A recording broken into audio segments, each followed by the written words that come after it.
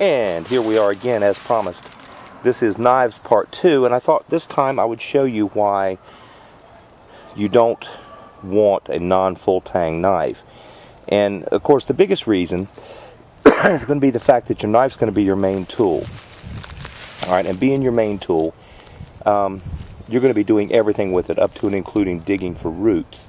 And now here's a very, very nifty, neat little knife. Okay, comes in a neat case. It's got a built-in slingshot that you can attach different things to and use it as a slingshot.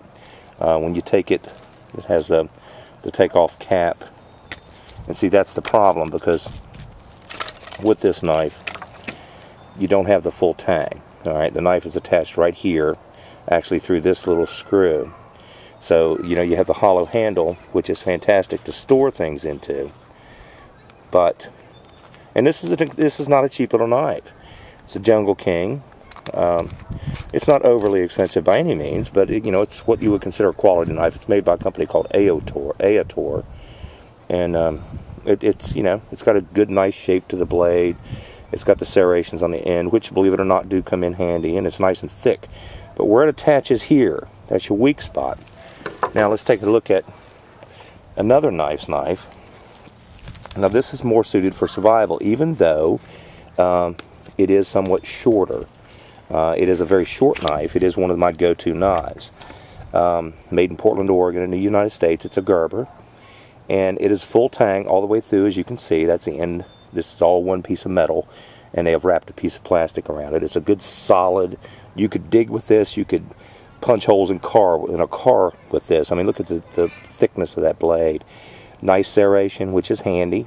Very, very, very sharp. Small, easy to hold in your hand, easy to work with.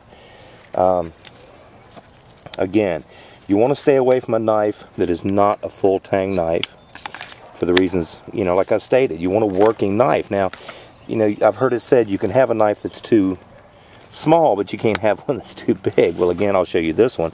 You know, the blade thickness, the full tang. This is a great, great, great survival knife, and it's something that, you know, you might want to consider as a full Bowie. You don't have to go this expensive. You can, you know, some of the China knives, while the metal is not as good, okay, they are very inexpensive, and they're great ones, especially to practice with. That's something you want to consider, is actually practicing with a cheaper knife. Now this is a little gem here from China. This is a little hatchet, and it sucks as a hatchet, but it's better chopping than you're going to find with a knife. So, you know, it gives you a little bit. It's very lightweight. It's full tang. It's almost indestructible. I really wouldn't want to dig with this, but it has a wire stripper. It's just a neat little tool, and I think I paid like $7 for that, so very inexpensive. And now the pocket knife, everybody wants to talk about pocket knives, and they're great knives. This one's one of my favorite. Good strong blade. It's got a good deep attachment where it opens, so it's stronger than a lot of them. But still, the weakness is right in here. Now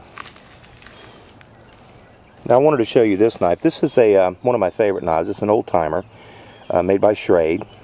It's got a very, very comfortable rubberized handle. It's got a very interesting blade design. It's big, it's thick. Now I've used this back in my hunting days. I've skinned more than one deer with this. In fact, many deer have been skinned and cleaned with this, as well as squirrel, rabbit, possums, raccoon, groundhogs. Yes, folks, I've eaten them all, and they're all delicious if prepared correctly. Everything up to and including ground squirrel. I've had blackbird pie, pigeon, quail, dove, anyway, you name it, I've eaten it. Muskrat. But as much as I like this knife, I would never, ever, ever depend my life on it. It's thick, big blade, but as you can see, there's play. Okay, and what that play means is there's a weakness where this thing intersects with the body of the knife. Handy to have. If you have it, use it. But I will say again, don't put your life on a folding knife. If you do, you're setting yourself up to fail. As cool as they look, as cool as they can be open one-handed, you know, and you look cool with them. You can snap them open. Well, normally you can't. They're just not to be depend your life on. If you're going to put your life in the hands of something, put your life in the hands of a quality, full tang knife that will never fail you. And that's it for Knives Part 2.